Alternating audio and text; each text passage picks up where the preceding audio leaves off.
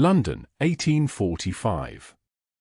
Lady Lydia Darlington stared at the mounting pile of bills on her father's desk, each stamped with the crimson seal of final notice. The weight of her family's impending ruin pressed upon her shoulders like the corseted gowns she wore in society, suffocating yet necessary to maintain appearances. Her trembling fingers traced the edge of her late mother's portrait as the winter wind rattled the windows of their once grand townhouse. "I have always believed that love is a luxury reserved for those without debts," she whispered to the empty study. "And we, mother, have accumulated quite the collection of both." At 23, Lydia had once possessed the luxury of romantic notions. Now, as the eldest daughter of Baron Darlington, she understood her value lay not in her considerable wit or her talent at the pianoforte, but in the advantageous marriage she might secure to save her family from destitution. With her father bedridden from a stroke and her two younger sisters barely of age, the responsibility fell squarely upon her slender shoulders. The butler appeared at the doorway, his once proud posture now bent with the shame of serving a declining household. "Lady Lydia, Mr. Osgood has arrived. He insists upon seeing the Baron immediately." Lydia straightened her spine and tucked away the letter from their solicitor confirming what she had feared: they had but 1 month before their creditors would claim everything. "Inform Mr. Osgood that father is indisposed. I shall receive him in the drawing-room." As she walked the faded carpet runner of the hallway, Lydia caught her reflection in a tarnished mirror. The dark circles beneath her blue eyes betrayed the night spent poring over ledgers, searching for salvation in columns of unpayable numbers. Her golden hair, once the envy of London society, was pulled back in a simple style that required no lady's maid, another expense they could no longer afford. "What we need cannot be found in account books," she murmured to her reflection. "What we need is a miracle." Mr. Osgood, their primary creditor, was a corpulent man whose fortune had been made in coal. His waistcoat strained against its buttons as he bowed stiffly. "Lady Lydia, I come with a proposition, not as your creditor but as a concerned associate of your father's." The way his gaze lingered on her face made her skin crawl, but Lydia maintained the composure expected of her station. "I'm afraid father cannot be disturbed. His health remains precarious." "Indeed. Most unfortunate." Osgood's lips curled into what might have been sympathy had his eyes not gleamed with opportunity. "Which brings me to my purpose. I represent a gentleman of substantial means who has, shall we say, taken an interest in your family's circumstances." Lydia's heart quickened. "I was not aware our private affairs were the subject of discussion among your acquaintances." "My dear lady, when a baronet's family teeters on bankruptcy, it rarely remains private." He withdrew an envelope bearing an unfamiliar seal. "This gentleman offers a solution to your predicament. He requires a wife of good breeding and respectable lineage. In exchange for your hand, he will settle all your family's debts and provide a generous allowance for your father and sisters." The room seemed to tilt. Lydia steadied herself against a chair, her knuckles white. "You speak of marriage as though it were a business transaction. Is it not? Especially for someone in your position?" Osgood placed the envelope on the table between them. "He is a widower, recently returned to England after many years abroad. The Duke of Colesworth speaks highly of his character, though he keeps to himself. His name is Lord Dominic Osborne. And this Lord Osborne believes purchasing a bride is acceptable." Lydia's voice carried more strength than she felt. "He believes in practicality, my lady. As should you." Osgood rose to leave. "The alternative, I need not remind you, is debtor's prison for your father and destitution for your sisters. His offer expires in 3 days." After Osgood's departure, Lydia broke the seal on the letter. The handwriting was firm and decisive, the terms clearly stated. Lord Osborne would arrive in 2 days to meet her. If she found him utterly repugnant, she might refuse. Otherwise, he expected her acceptance and a wedding within the fortnight. A cold business arrangement, she whispered, pressing the letter to her chest as tears threatened. But then, I have always known love was not for the daughters of desperate men. Lord Dominic Osborne arrived precisely at 4 o'clock 2 days later. The footman announced him with the deference reserved for those of significant standing, though Lydia had found little information about him in the society papers. Only that he had spent nearly a decade in the continent and colonies, returning to England upon inheriting his title from a distant cousin.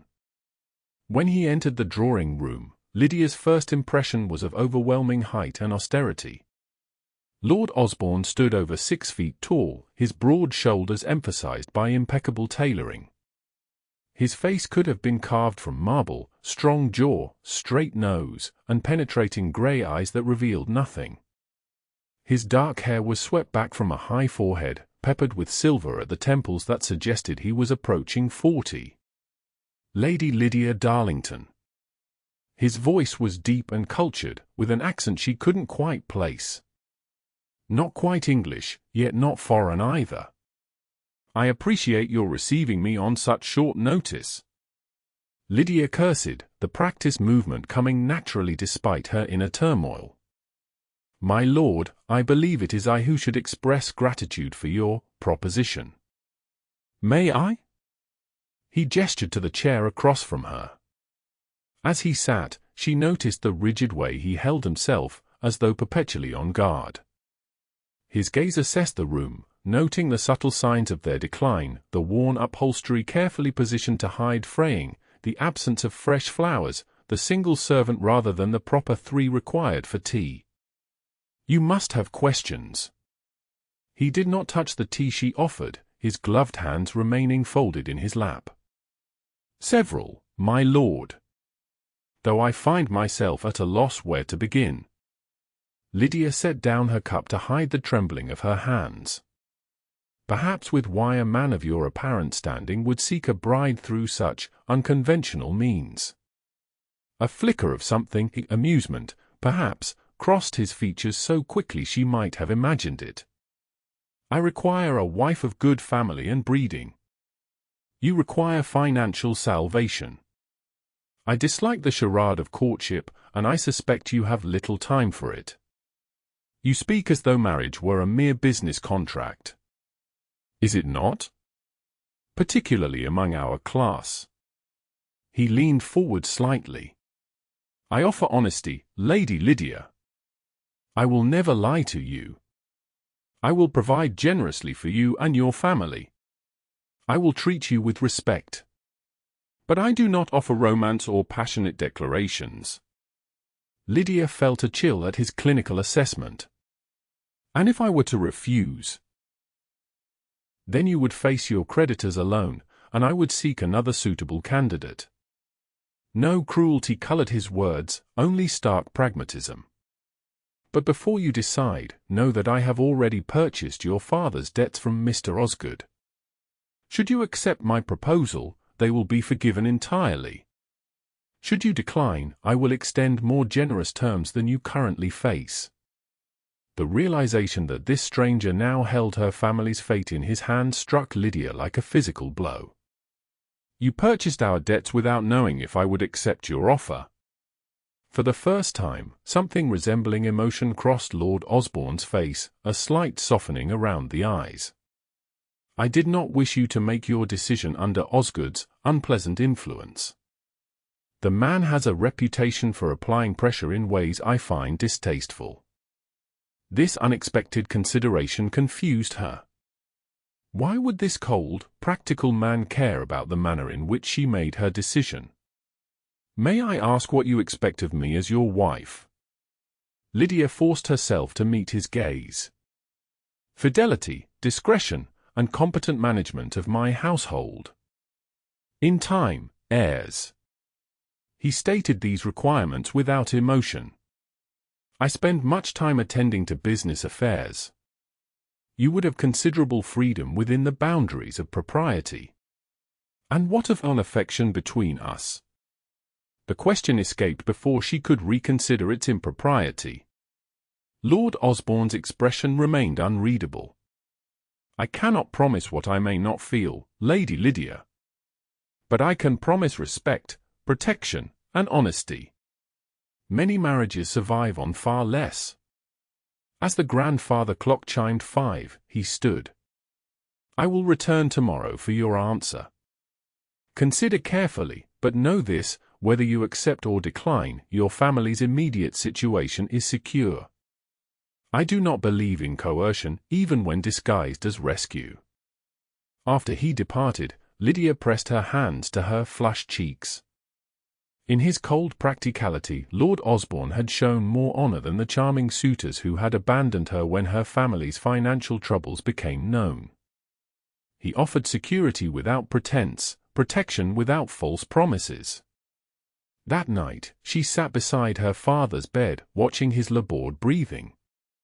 Once a vibrant man whose laughter had filled their home, Baron Darlington was now a shadow, aged beyond his years by illness and worry. "He is not what you wished for me, father," she whispered, knowing he could not hear her through his laudanum-induced sleep. "But wishes are luxuries we cannot afford. And there is something about him, something hidden beneath that fortress he has built around himself." By morning, her decision was made. She would marry the cold, enigmatic Lord Osborne, not merely to save her family, but because in his honest assessment of their arrangement, she had glimpsed something she recognized: loneliness carefully disguised as self-sufficiency. The wedding took place in the small chapel on Lord Osborne's Essex estate 2 weeks later, attended only by Lydia's bedridden father, transported by private carriage at Lord Osborne's expense, her sisters, and a handful of servants. No banns were read. A special license procured through Lord Osborne's connections expedited the process. Lydia wore her mother's wedding gown, hastily altered by her sister's loving hands. As she spoke her vows to this stranger who now held her family's future, she made a silent promise to herself: she would be a dutiful wife, but she would never surrender the core of who she was, a woman who believed in dignity even in desperate circumstances. Lord Osborne's estate, Thornfield Park, surprised her with its understated elegance. Though large, it lacked the ostentatious display of newly acquired wealth. The furnishings spoke of generations of refined taste rather than the fashionable excess popular among London society. The staff, though not numerous, moved with a quiet efficiency that bespoke excellent management. "You seem surprised," Lord Osborne observed as he escorted her through the main hall after their arrival from the church. "I expected something more." "Grandiose?" A hint of wry amusement touched his lips. "I prefer functionality to ostentation, Lady Osborne." The sound of her new title startled her. "I suppose I must grow accustomed to that name." "Indeed. Mrs. Hayes, the housekeeper, will show you to your chambers. I've taken the liberty of hiring a lady's maid for you. Agnes comes highly recommended. Your sister's things have been moved to the East Wing as requested." Lydia had insisted her younger sisters come to live with them rather than remain in London with their father and a hired nurse. To her surprise, Lord Osborne had agreed without hesitation. "You have been most generous, my lord." "Dominic," he corrected, though his tone remained formal. "We are married now. When in private, we should observe at least that concession to intimacy." That evening, after dining in uncomfortable silence broken only by her sister's nervous attempts at conversation, Lydia prepared herself in her chambers.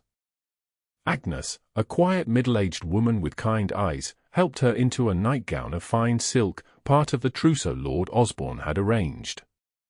When a knock came at the door connecting her chambers to his, Lydia's heart thundered in her chest. She had known this moment would come, had prepared herself for the physical aspects of marriage, but the reality of surrendering herself to a man she barely knew made her lightheaded with anxiety. "Enter," she called, forcing steadiness into her voice.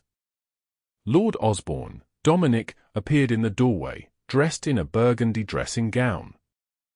Without his formal attire, he seemed both more human and more intimidating, the breadth of his shoulders no longer disguised by tailoring. "I thought we might speak before proceeding with the consummation of our marriage," he said, his voice carefully neutral. Lydia clasped her trembling hands before her. "Of course." He gestured to the small sitting area by the fire.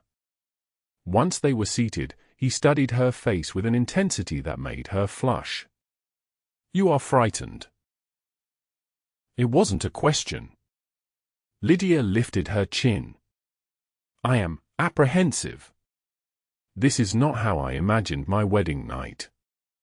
Something that might have been regret flickered in his eyes. "No, I suppose it is not what any young woman dreams of." He hesitated, then continued, "I will not force myself upon you, Lydia. Our marriage must be consummated to be legal, but we need not rush. I can wait until you are more comfortable with me." Surprised by this unexpected consideration, Lydia searched his face for deception but found only that same inscrutable expression. "The law allows 3 months for consummation, I believe." The corner of his mouth lifted slightly. "You've researched the matter."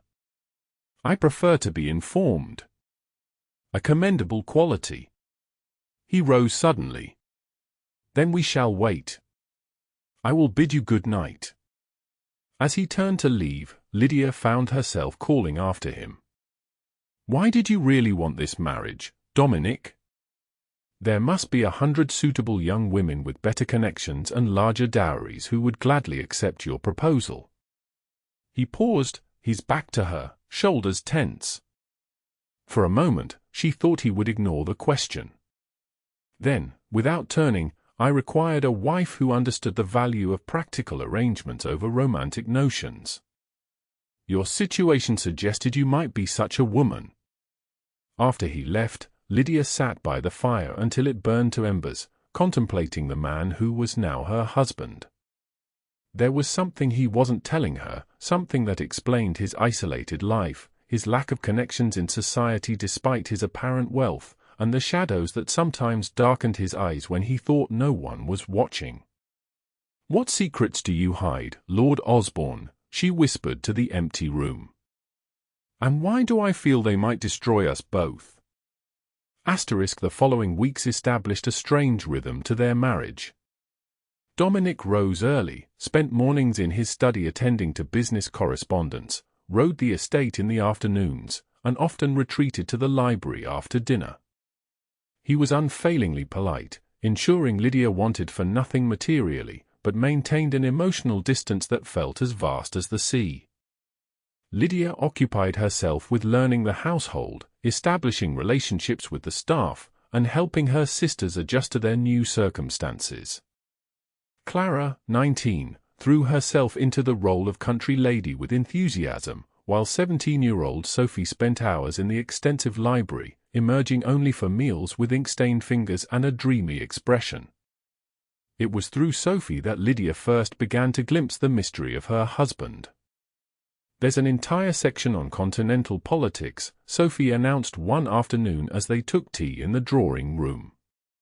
"And journals, dozens of them, about the revolutions in Prussia and Austria.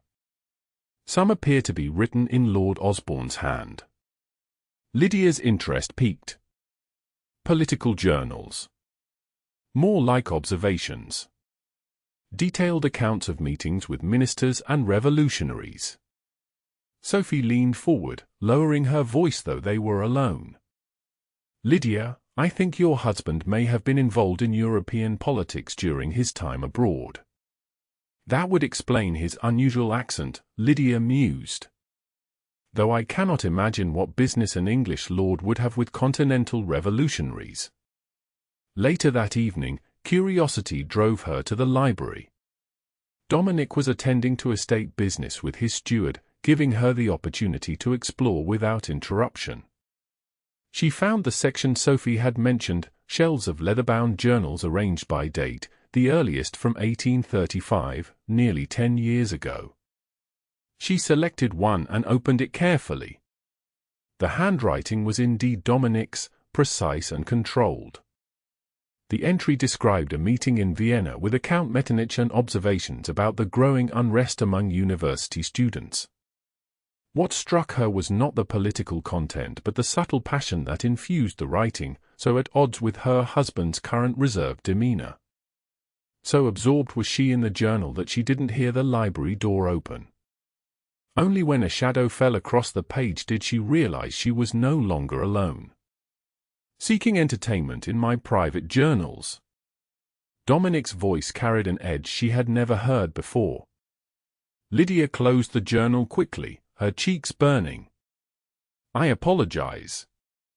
Sophie mentioned your collection, and I was curious. Curiosity about one spouse is natural, I suppose. His tone softened slightly as he took the journal from her hands. Though I would prefer you ask me directly rather than conduct investigations behind my back. Would you have answered? Lydia challenged, finding unexpected courage. In the month we've been married, I've learned more about you from household servants than from your own lips. Something dangerous flashed in his eyes. And what precisely have you learned from the servants, Lady Osborne? That you spent years travelling the continent. That you speak 5 languages fluently. That you inherited this estate from a cousin twice removed whom you had never met. She rose to face him. That you arrived in England less than a year ago, yet somehow possess connections powerful enough to secure a special license for our marriage with remarkable speed. Dominic studied her with new interest, as if seeing her clearly for the first time. You have been thorough in your inquiries. I am married to a stranger. Would you not do the same? After a long moment, he placed the journal back on the shelf with deliberate care. My past is complicated, Lydia. There are aspects of it that are best left unexplored. Are you in some kind of trouble? She asked directly. A surprised laugh escaped him, the first she had ever heard. Not in the way you imagine. No gambling debts or crimes pursued by the law. Then what? He seemed to struggle with himself before speaking. I spent nearly a decade as a diplomatic attaché to various European courts. My work was sensitive in nature. Even now, there are matters I cannot discuss freely. It was more than he had ever revealed about himself, yet Lydia sensed it was only a fraction of the truth. Is that why we live in such isolation? Why we've received no callers, no invitations? Partly. He moved to the window, his profile silhouetted against the evening sky. I value my privacy. And there are those in London society who would find my presence controversial. Because of your political activities abroad. His smile held no warmth. You are remarkably perceptive, Lydia. A quality I admired in you from our first meeting, though I suspect you didn't notice my admiration beneath my practical exterior. The conversation shifted something between them, a crack in the wall he had built. That night, Lydia lay awake long after retiring, replaying his words. He had admired her. The thought brought an unexpected warmth that confused her. She had married for security, not affection. Yet she could not deny the pull she felt toward the mystery that was Dominic Osborne. The next morning brought an unexpected development. A letter arrived bearing the royal seal. Lydia observed Dominic's reaction as the butler presented it on a silver tray at breakfast. His face betrayed nothing, but his fingers tightened almost imperceptibly around his fork. Important correspondence, she inquired lightly. A summons to London. He folded the letter carefully and placed it in his breast pocket. I must leave tomorrow. I may be gone a fortnight. I see. Lydia kept her disappointment from her voice. Is there anything I should attend to in your absence? Dominic studied her across the table. Actually, there is a matter. The Duke of Colesworth is hosting a dinner next week. I had declined, but perhaps you might attend in my stead. It would be an opportunity to establish yourself in county society. Lydia's surprise must have shown on her face, for he added, "You are my wife, Lydia. While I prefer seclusion, I have no right to impose it upon you." "Thank you," she said, genuinely touched by this consideration. "I would be pleased to represent our household." Later that day, as Dominic prepared for his journey, Lydia found herself drawn to his study. She had never entered it without invitation, respecting the one boundary he had explicitly established. Now, with his imminent departure, she hesitated at the threshold, torn between propriety and growing curiosity about the man she had married. The decision was made for her when Dominic emerged, catching her outside the door. "Did you need something?" he asked, his tone unreadable. "I?" Lydia faltered, then straightened her shoulders. "I wanted to wish you safe travels, and to ask if there was anything specific I should know before attending the Duke's dinner alone." Something softened in his expression. "Come in." He stepped aside, allowing her to enter his private domain for the first time. The study was austere but elegant, dominated by a massive desk covered with maps and correspondence. What caught her attention, however, was a portrait hanging behind the desk, a handsome man in military dress whose features bore a striking resemblance to Dominic. "My father," he explained, following her gaze. "General Lord Richard Osborne." Lydia moved closer to the portrait. "You favor him greatly." "In appearance only." "In character?"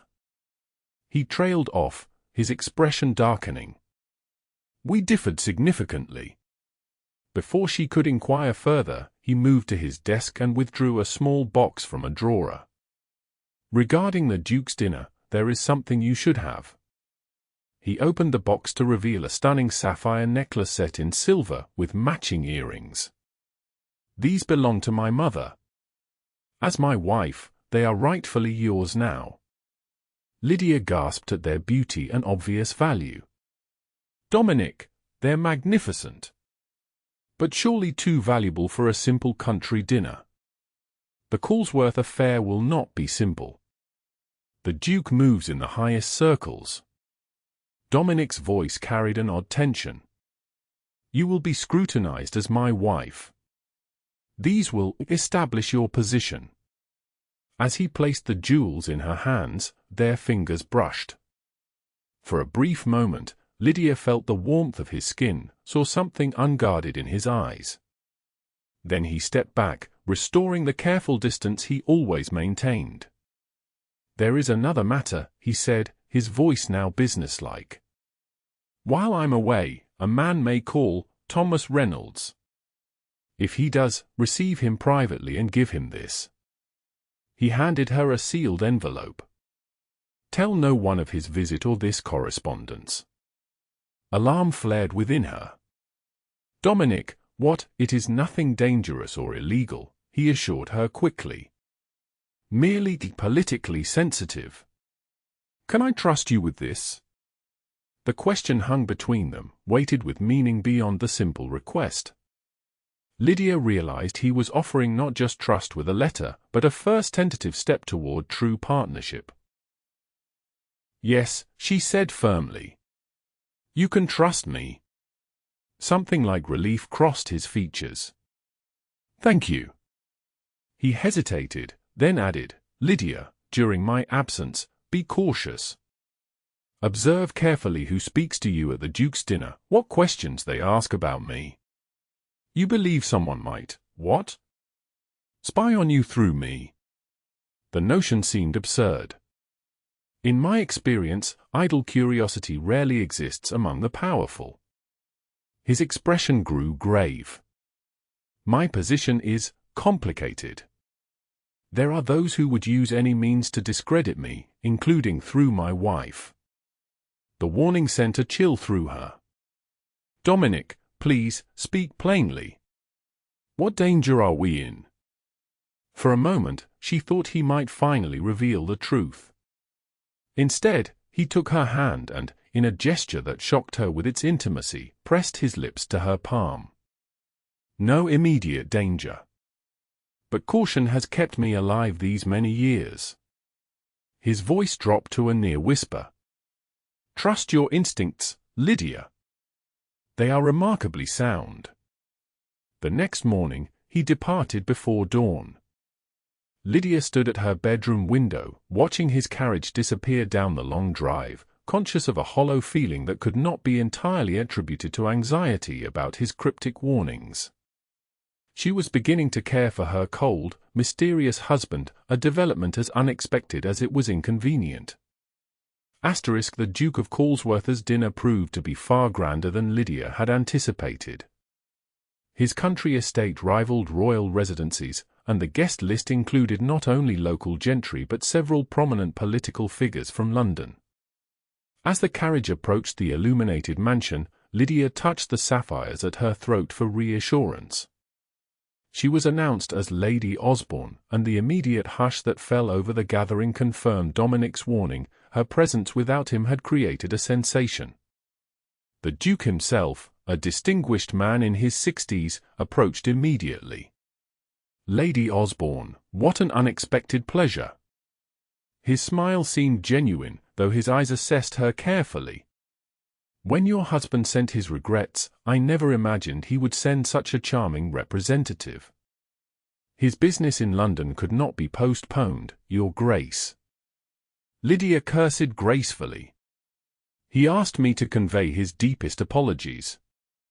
"Royal summons wait for no man, I suppose," the Duke replied, offering his arm to lead her to the drawing-room. Lydia kept her expression neutral despite her surprise. "Royal summons?" Dominic had not specified the nature of his London business. Throughout dinner, she found herself the object of intense curiosity. Questions about Dominic came disguised as polite conversation: how he found English society after so many years abroad, whether he planned to take his seat in the House of Lords, if he maintained his continental connections. A grey-haired gentleman seated to her left, introduced as Lord Pembroke, a cabinet minister, proved particularly persistent. "I understand your husband spent considerable time in Prussia." "Fascinating country. Such political turmoil these last years." "My husband speaks highly of German culture," Lydia replied carefully. "Though I confess we rarely discuss European politics." "No? A pity. Your husband has a rather unique perspective, I'm told." Lord Pembroke's smile didn't reach his eyes. "Tell me, does he maintain correspondence with Count von Hayden?" "They were quite close, I believe." Lydia had never heard the name. "My husband's associations before our marriage are his own affair, my lord. I make no claim to intimate knowledge of them." How refreshingly discreet. His tone suggested disappointment rather than admiration. One wonders why a man of Lord Osborne's background would choose such a secluded existence in Essex. London society would certainly welcome him, and you. The implication was clear: there was something unusual about Dominic's choice of isolation, something perhaps worthy of suspicion. Lydia smiled pleasantly while her mind raced. "My husband values his privacy, as do I. The countryside provides respite from London's endless social obligations." As the evening progressed, Lydia became increasingly aware of the undercurrents. She was being evaluated, tested, but for what purpose? What did these powerful people believe about Dominic, and why did they regard his wife with such speculative interest? Near the end of the evening, as she awaited her carriage, a young woman approached, Lady Eleanor Rushworth, the Duke's niece, who had been watching Lydia throughout dinner with undisguised curiosity. "Lady Osborne, might we speak privately for a moment?" Her voice was low, urgent. Intrigued, Lydia followed her to a small antechamber off the main hall. Lady Eleanor glanced around to ensure they were alone before speaking. "Forgive my forwardness, but I must ask, Do you know who your husband truly is? Lydia's breath caught. I beg your pardon. I mean no offense. Lady Eleanor's expression was earnest. But there are whispers. My uncle believes, many believe, that Lord Osborne is not merely who he claims to be. And who do they believe he is? Lydia kept her voice steady despite her racing heart. Lady Eleanor hesitated. They say he was more than a diplomatic attaché during his years abroad. That he worked directly for the Crown in matters of delicate international importance. That he has the ear of the Queen herself. The revelation aligned with the royal summons, the political journals, Dominic's caution and isolation. Yet it seemed fantastical, the stuff of sensational novels rather than reality. Why tell me this? Lydia asked carefully. Because there are others who believe something far more sinister, that your husband's loyalties lie not with England but with the revolutionary elements he encountered abroad. Lady Eleanor's voice dropped further. My cousin serves in the Foreign Office. He says Lord Osborne's name appears in diplomatic dispatches with concerning frequency. You suggest my husband is what, a spy? A revolutionary? Lydia could not keep the incredulity from her tone. I suggest nothing. I merely thought you should know what is being said. Lady Eleanor touched her arm gently. Your marriage was arranged quickly, with little society fanfare. Many wonder if you understood who you were aligning yourself with. The carriage was announced before Lydia could respond. As she departed, the Duke himself escorted her to the door. Lady Osborne, it has been a pleasure. His formal smile betrayed nothing of his thoughts. Please convey to your husband that his presence has been missed in certain circles. When he returns from London, I hope he will consider ending his self-imposed exile. England has need of men with his particular talents. During the carriage ride home, Lydia's mind whirled with questions. What talents did her husband possess that would interest the highest levels of government? Why had he never spoken of royal connections? And most troublingly, if there were suspicions about his loyalties, what danger might that pose to them both? 3 days after the dinner, Thomas Reynolds appeared at Thornfield Park. He was a nondescript man of middle years, dressed like a moderately successful merchant. Nothing about him suggested involvement in matters of state importance, yet Lydia recalled Dominic's insistence on privacy regarding his visit. I come from London with regards to the matter Lord Osborne discussed, Reynolds said once they were alone in the small morning room. His accent marked him as educated but not aristocratic. Lydia retrieved the sealed envelope from her writing desk. My husband instructed me to give you this. Reynolds accepted it with a slight bow. You have my thanks, Lady Osborne. And if I might ask, has anyone inquired after his lordship during his absence? Any unexpected callers or correspondence? The question confirmed her growing suspicions. Only social matters. We received an invitation to dine with Lord and Lady Pembroke next month. Reynolds's expression remained neutral, but something flashed in his eyes at the name. I see. If Lord Pembroke should call before your husband's return, it would be prudent to note the exact nature of his inquiries. Mr. Reynolds, Lydia said carefully, I find myself in the unusual position of knowing very little about my husband's affairs, yet being asked to act on his behalf in matters that seem increasingly significant. Reynolds studied her for a long moment. Your husband values discretion above all, my lady. But he also spoke of your intelligence and perception. He believes you capable of understanding matters that others might find overwhelming. Then perhaps someone should explain those matters to me, Lydia replied firmly. I cannot assist blindly. A ghost of a smile touched Reynolds's lips. He said you would say exactly that. He glanced toward the window, seeming to debate with himself. I can tell you this much, Lord Osborne serves the Crown in ways few are privileged to know.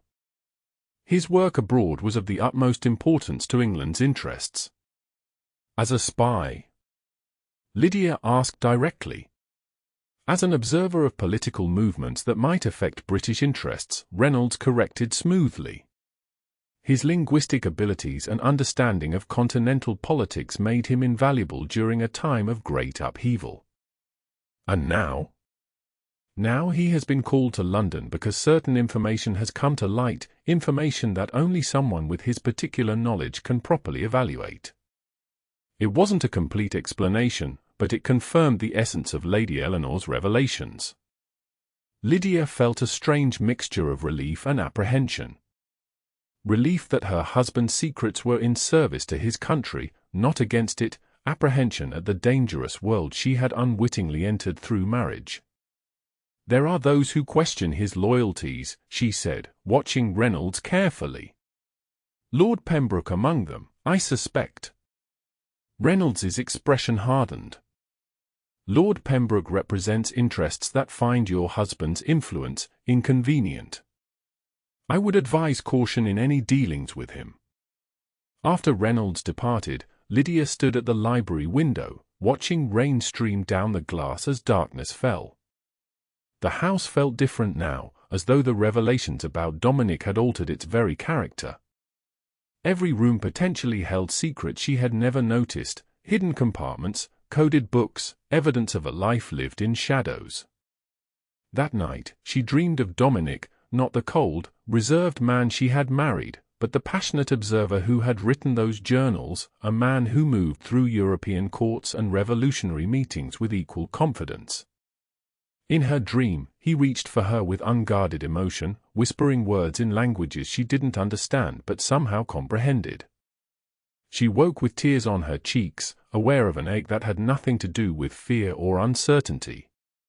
Against all reason and expectation, she missed him, not just for answers to her questions, but for himself. Dominic returned a week earlier than expected, arriving during a violent thunderstorm that sent the household into disarray. Lydia was in the library with Sophie when they heard the commotion in the entrance hall.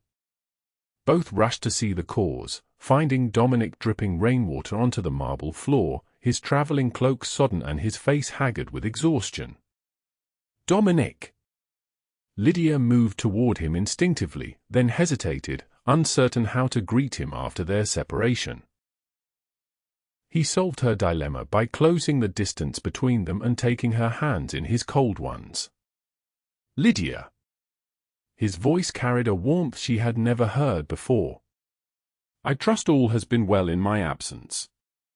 Yes, though we did not expect you for another week. She searched his face, noting new lines of strain around his eyes. You look tired. Shall I have Mrs. Hayes prepare a hot bath? Please. His gaze held hers a moment longer than necessary before he released her hands. And perhaps you might join me for a private supper in my study afterward? There are matters we should discuss. Sophie, watching this exchange with poorly concealed interest, excused herself to inform the housekeeper of Dominic's return. Once she had gone, Lydia spoke quickly. Mr. Reynolds called. I gave him your letter. Dominic nodded, glancing around to ensure they were truly alone. Did he say anything of note? Only that you serve the Crown in ways few know, and that Lord Pembroke considers your influence inconvenient. Lydia kept her voice low. I attended the Duke of Colesworth's dinner as you suggested. There were questions about you. Many questions. A shadow crossed his face. I expected as much. We will speak of it after I've changed. 2 hours later, Lydia joined Dominic in his study. He had bathed and changed into fresh clothing, but fatigue still marked his features. A small table had been set with a simple supper and wine. As she entered, he rose from his desk where he had been writing rapidly. Thank you for coming. He gestured to the table. I thought privacy would be preferable for our conversation. As they ate, Dominic initially spoke of mundane matters, estate business, her sister's activities, the condition of the gardens after recent rains. Lydia answered patiently, waiting for him to broach the subject that clearly weighed on his mind. Finally, after the dishes had been cleared and they were alone with glasses of port, he leaned back in his chair and studied her. "I owe you an explanation, Lydia. Perhaps I should have provided it before our marriage, but circumstances made that complicated." "I've learned a great deal in your absence," she said carefully. The Duke's niece was particularly informative about society speculations regarding your activities abroad. A humorless smile curved his lips. "Lady Eleanor has always been remarkably well informed for someone of her youth." "What did she tell you?" "That you were more than a diplomatic attaché. That you worked directly for the Crown in matters of delicate international importance. That some believe your loyalties lie with revolutionary elements rather than England." Lydia met his gaze steadily. "I would prefer to hear the truth from you." Dominic rose and moved to the window, staring into the darkness. Rain still lashed against the glass, punctuating the silence between them. "For 10 years, I served as a special envoy to various European courts," he began, his voice low. "My official position was diplomatic, but my actual role was to observe political movements that might threaten British interests. During those years, I established relationships with individuals across the political spectrum, aristocrats, ministers, revolutionaries." "You were a spy," Lydia said simply. He turned to face her, his expression guarded. "If you prefer that term, yes. Though I never engaged in the more theatrical aspects portrayed in sensation novels. My value lay in information and analysis, not sabotage or assassination." "And now? Why did the Queen summon you to London?" If he was surprised by her knowledge, he didn't show it. "Because information has emerged suggesting a plot against certain members of Parliament who favour progressive reforms. The conspirators include elements within our own government, Lord Pembroke among them." Lydia's breath caught. "Is that why he questioned me so intently about you? He suspects you know of his involvement." "He knows I know." Dominic's voice hardened. "What he doesn't know is what evidence I possess, or who else might be aware of it." The implication chilled her. "Are you in danger?" "Not immediately. My position is protected by certain powerful interests." He hesitated, then added, "But that protection may not extend to those associated with me, which is why I've kept you isolated here at Thornfield." "You mean I might be in danger?" The possibility seemed remote, almost absurd. "Because I married you?" Dominic crossed the room to kneel beside her chair, taking her hands in his, a gesture so unexpected that Lydia found herself momentarily speechless. "When I arranged our marriage, I believed my more active service was concluded. I thought I was returning to a quiet life managing my inherited estates." His voice carried genuine regret. "I never intended to draw you into these matters. But circumstances have changed, and now I must ask if you are willing to continue in a marriage that may involve complexities beyond what you agreed to." Lydia stared at him, understanding dawning. "Are you offering me an annulment?" "If you wish it. The marriage has not been consummated. You would be free to return to London with a generous settlement that would secure your family's future." His expression was carefully neutral, but his eyes betrayed emotion. "I would not blame you for choosing security over uncertainty." In that moment, looking at the proud, controlled man kneeling before her, Lydia realized several truths simultaneously. First, that Dominic Osborne had married her not merely for convenience but because he had genuinely admired her practical nature and intelligence. Second, that beneath his cold exterior lay a man of profound principle and unexpected vulnerability. And third, most surprising of all, that somewhere during their strange, formal marriage, she had developed feelings for him that went far beyond duty or gratitude. "I chose security when I agreed to marry you," she said softly.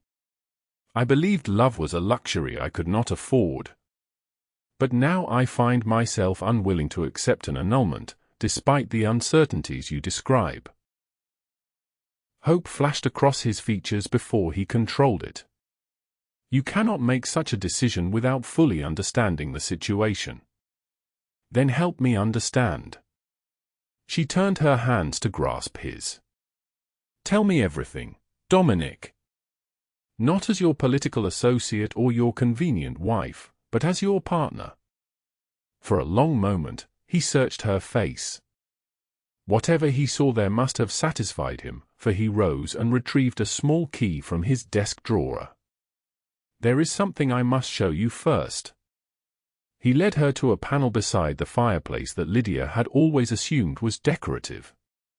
With practiced movements, he pressed a hidden mechanism, revealing a small keyhole.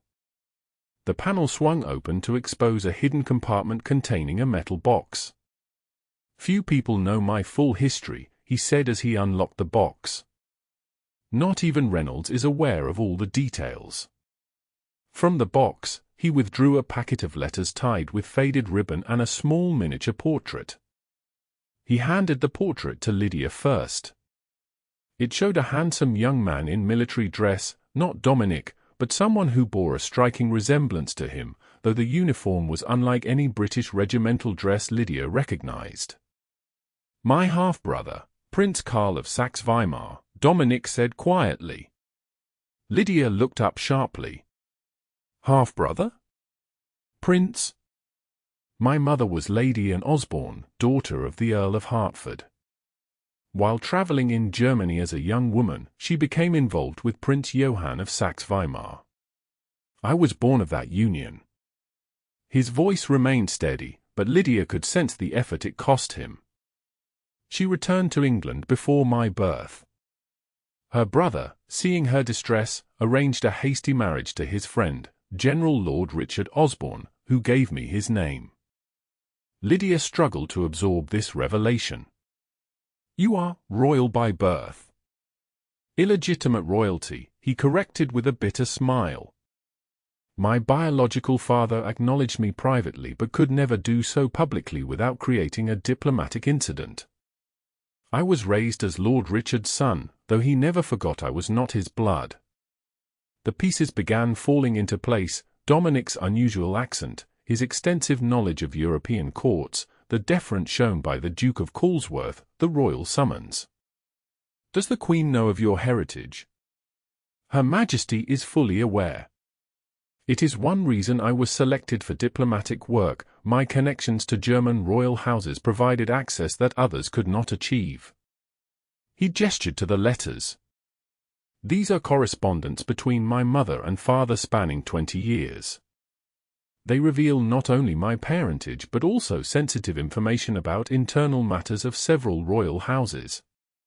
And now this heritage has drawn you into a conspiracy involving Lord Pembroke."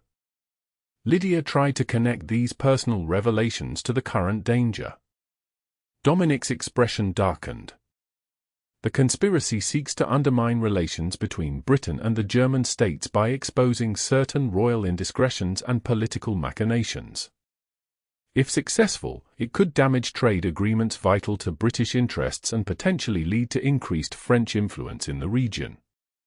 "And you possess evidence of this conspiracy?" "I do. But using it means revealing aspects of my past that I have kept hidden for decades." His gaze held hers intently. "Including my claim to royal lineage." Understanding dawned fully. "If your heritage becomes public knowledge, it changes everything," he finished quietly. "My position in society, my legal status, potentially even my claim to the Osborne title and estates. The man you married might effectively cease to exist." Lydia rose from her chair, moved by an emotion she couldn't fully name.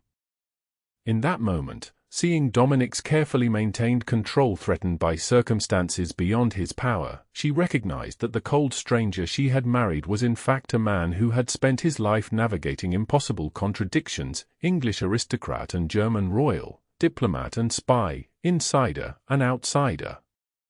"The man I married," she said softly, approaching him, "was honest about offering me a practical arrangement without romantic pretense.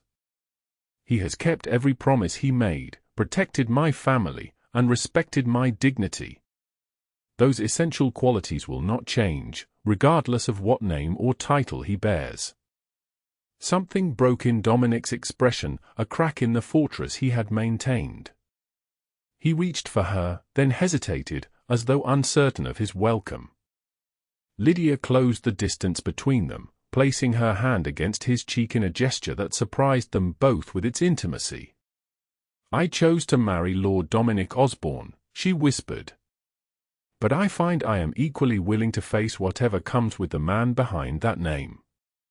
His arms encircled her then, drawing her close in an embrace that felt like coming home. Lydia rested her head against his chest, hearing the steady beat of his heart beneath expensive fabric. "I never expected this," he murmured against her hair. "When I arranged our marriage, I thought only of practicality, a respectable wife to maintain my household while I navigated these political waters. I never imagined I would find a woman of such strength and perception. A woman I could trust with my most guarded secrets." Lydia looked up at him, seeing vulnerability and something warmer in his eyes. "Trust is a beginning, Dominic. Perhaps even a foundation for something more, given time." His hand gently tilted her chin upward. "And if I find I no longer wish to wait for that something more?" The question hung between them, weighted with meaning. Lydia's heart quickened as she realized what he was asking, not merely about physical consummation, but about transforming their arrangement into a true marriage built on mutual respect and growing affection. "Then I would say," she replied with newfound boldness, "that 3 months was an unnecessarily cautious time frame." His laugh, warm and genuine, was like nothing she had heard from him before. Then his expression softened, and he lowered his lips to hers in a kiss that began gently but quickly deepened with unexpected passion. Lydia responded with equal fervor, her arms encircling his neck as she surrendered to feelings she had denied for weeks. When they finally parted, both breathless, Dominic rested his forehead against hers. "I believed I had set aside the capacity for such feelings years ago. A man in my position could not afford emotional attachments. And now? Now I find that certain attachments may be worth any risk." He stepped back slightly, his expression becoming serious once more. "But the dangers we face are real, Lydia. Before we proceed further, you must understand that the coming weeks may bring significant challenges. Then we will face them together." She squeezed his hands. "Tell me what we must do." The following weeks transformed Lydia's understanding of her husband and her marriage. Dominic shared the full extent of the conspiracy, revealing that Lord Pembroke and several associates planned to publicly accuse him of being a foreign agent working against British interests. Their evidence was manipulated correspondence and testimony from compromised sources, but presented skillfully, it could create enough suspicion to undermine his credibility before he could expose their own treachery. "The Queen has authorized me to take whatever steps necessary to neutralize this threat," he explained as they reviewed documents in his study one evening. "But doing so requires careful timing and incontrovertible evidence." Their relationship changed as well. The wall between them dissolved as Dominic allowed himself to reveal the man behind the careful facade, intelligent, principled, and possessed of dry humor that emerged in unexpected moments. Their marriage was properly consummated, transforming into a genuine partnership of both mind and body that astonished them both with its depth and passion. One night, as they lay entwined in Dominic's bed, Lydia traced the outline of his jaw with gentle fingers. "It seems absurd now that I once thought you cold." "I was cold," he admitted, capturing her hand to kiss her palm. Years of diplomatic service taught me to conceal every emotion, to reveal nothing that could be used against me. It became habitual, even when unnecessary. Yet you're not cold now. She smiled as he pulled her closer. You thawed me, Lydia.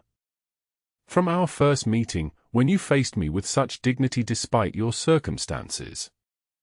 His voice grew serious. I admired your practical nature, but I never expected to find such warmth beneath it. We are not so different, she observed. Both of us learned to value practicality over passion, security over sentiment. Both of us concealed our true natures behind necessary facades. His response was interrupted by a sharp knock at the bedroom door. They exchanged alarmed glances. No servant would disturb them at this hour without urgent cause. Lord Osborne. It was Thomas Reynolds's voice. Forgive the intrusion, but I must speak with you immediately. Dominic rose quickly, donning a dressing gown before opening the door. Lydia wrapped herself in a bedsheet, moving to stand behind him. Reynolds's expression was grave. News from London, my lord. Lord Pembroke has moved more quickly than anticipated. Tomorrow's Times will carry an article questioning your loyalties and hinting at your true parentage.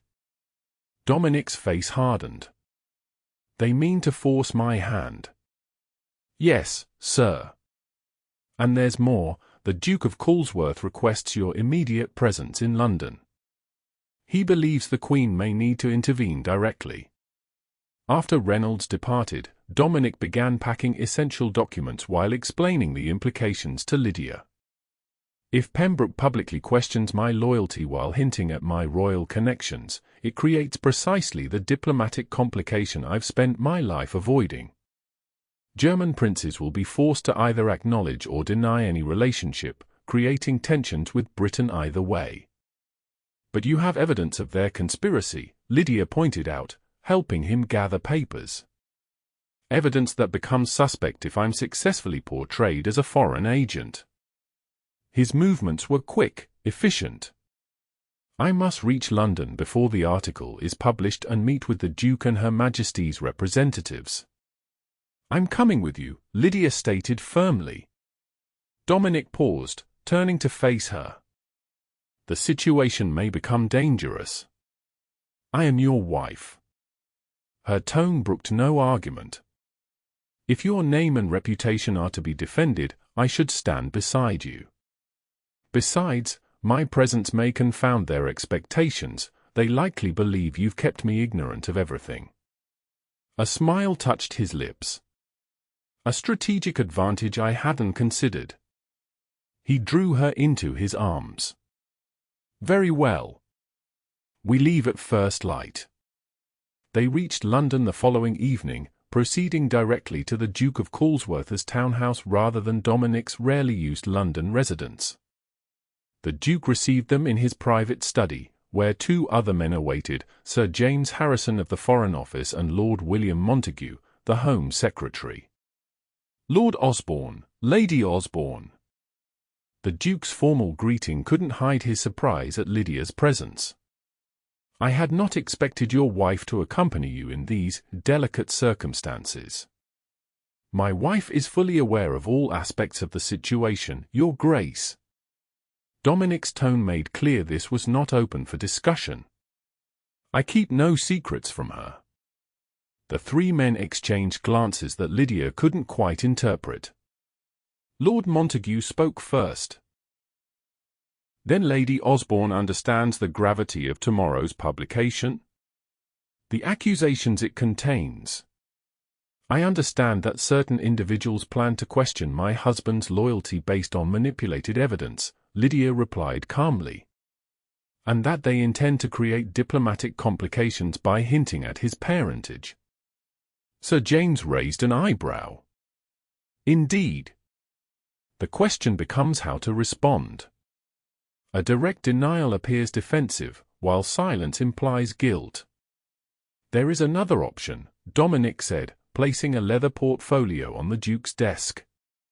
Counterattack with irrefutable evidence of their own conspiracy. He spread out documents detailing communications between Lord Pembroke and French agents, financial transactions that demonstrated bribery, and testimony from a clerk in Pembroke's office who had turned informant. This is most comprehensive. Lord Montague examined the papers with growing interest. But using these means acknowledging the rumors about your heritage. Are you prepared for those consequences? Dominic's expression remained resolute. I have spent my life serving Britain's interests while concealing aspects of my birth that might complicate diplomatic relations. I had hoped to continue that service quietly. But if forced to choose between personal secrecy and exposing genuine threats to national security, my duty is clear. The Duke studied him thoughtfully. There may be another way. Her Majesty has expressed concern about this situation. She has authorized me to offer a potential solution. He withdrew a sealed document from his desk drawer. This royal decree acknowledges your service to the Crown and confers upon you the title of Duke of Harrington, a dormant title last held by your mother's great-uncle.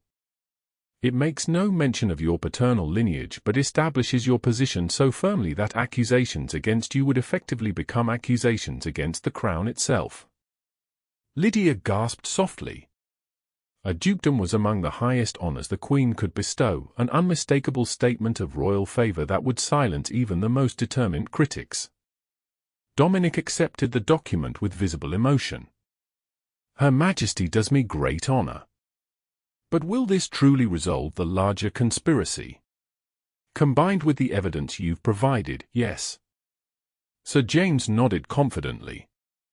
Lord Pembroke and his associates will be quietly removed from positions of influence.